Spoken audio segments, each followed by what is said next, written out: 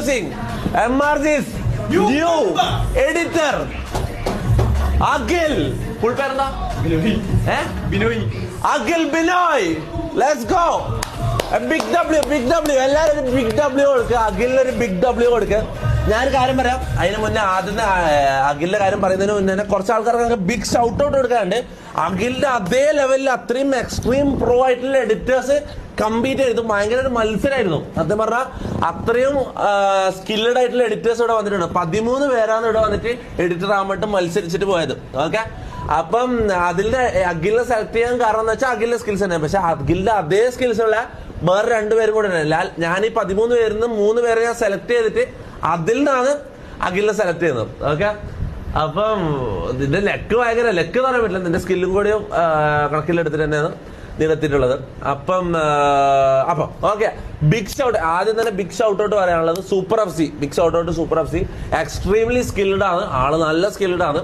പക്ഷെ ഞാൻ മൊത്തത്തിൽ കമ്പയർ ചെയ്താൽ നമ്മൾ skill, camera skills, editing skills, നമ്മളൊന്നിച്ചുള്ള വൈപ്പ് എല്ലാം കൂടി കമ്പയർ ചെയ്ത് നോക്കുമ്പോൾ കുറച്ചൊരു തുള്ളി കൂടിയായിട്ട് എനിക്ക് തോന്നി, അത്രേ ഉള്ളൂ. ഓക്കെ, അല്ലാണ്ട് no hard feelings, especially to super FC. പിന്നെ ആൽബിൻ എന്ന് പറഞ്ഞാൽ ആൽബിൻ എന്ന് പറഞ്ഞാൽ എഡിറ്റിങ്ങും ക്യാമറ അതെല്ലാം പോട്ടെ, നമ്മളുമായിട്ട് ഇവിടെ വന്നിട്ട് അത്രയും വൈബ് ചെയ്ത ഒരാളെന്ന് പറഞ്ഞാൽ അത്രയും നമ്മളെ വൈബായിട്ട് സെറ്റായ ഒരാളെന്ന് പറഞ്ഞാൽ ആൽബിൻ എന്ന് പറഞ്ഞൊരു എഡിറ്റർ വന്നിട്ടുണ്ടായിരുന്നു. അത്രയും നമ്മളായിട്ട് സെറ്റ് ആയതാണ് ഓന്. Okay, big shout out Albin.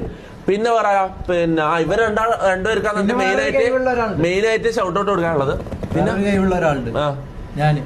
ഇത് ഷൗട്ട് ഔട്ട് അല്ല, എനിക്ക് ഷൗട്ട് കൊടുക്കവർക്ക്